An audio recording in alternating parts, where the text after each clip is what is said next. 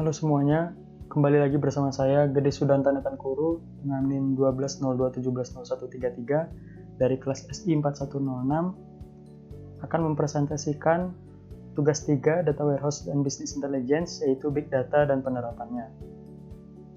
Adapun topik utama yang akan saya bahas, yang pertama pengertian Big Data, yang kedua karakteristik Big Data, yang ketiga jenis Big Data, dan yang keempat penerapan Big Data. Pertama, pengertian Big Data. Menurut perusahaan teknologi raksasa IBM, Big Data adalah istilah untuk sekumpulan data yang besar yang tidak dapat dianalisis dengan metode tradisional dengan waktu yang singkat. Dapat disimpulkan, Big Data adalah kumpulan data yang besar volumenya, baik data struktur maupun unstruktur, yang nantinya dapat dianalisis untuk pengambilan keputusan dan strategi bisnis yang lebih baik. Kemudian, karakteristik umum Big Data. Secara umum, ada 3 karakteristik umum Big Data, yaitu volume, velocity, dan variety. Volume yang mengacu pada jumlah Big Data setiap detiknya, contohnya feeds di sosial media Instagram, Twitter, dan lainnya. Arus datanya dapat berukuran hingga ribuan terabyte setiap detiknya. Kemudian velocity yang mengacu pada kecepatan Big Data setiap detiknya. Jadi seperti OS online, cloud, storage seperti Dropbox atau Google Drive. Kemudian ada variety, yaitu data yang dikumpulkan mempunyai format yang berbeda-beda, mulai dari data numerik, data tradisional, teks, email, video, audio, dan yang lain. Kemudian ada jenis-jenis Big Data, ada struktur, unstruktur, dan semi-struktur. Struktur yaitu jenis data yang disimpan dalam bentuk tabel baris, yang normalnya disimpan dalam Excel dan spreadsheet. Unstruktur yaitu data dengan bentuk yang tidak dikenal. Itu seperti data teks, foto atau gambar, data video.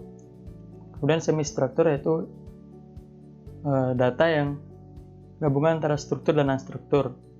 Contohnya adalah data dalam bentuk file CSV, XML, ataupun JSON. Kemudian penerapan Big Data di berbagai sektor. Yang pertama, sektor manufaktur. Digunakan untuk production optimization dan logistik, di mana pemeliharaan kualitas produk merupakan prioritas utama dari pihak manufaktur, dan kebanyakan sudah memiliki data yang dibutuhkan untuk meningkatkan kualitas produk. Kemudian di dalam logistik, dimanfaatkan untuk mempermudah perusahaan dalam melacak barang, cuaca, serta kondisi jalan secara waktu yang sebenarnya. Kedua, ada sektor kesehatan. Kita dapat memanfaatkan Big Data untuk analisis prediktif pada healthcare, di mana analisis prediktif dapat memprediksi pasien mana yang sedang berisiko dari suatu penyakit, jadi untuk membuat keputusan yang sesuai untuk meningkatkan kesehatan pasien.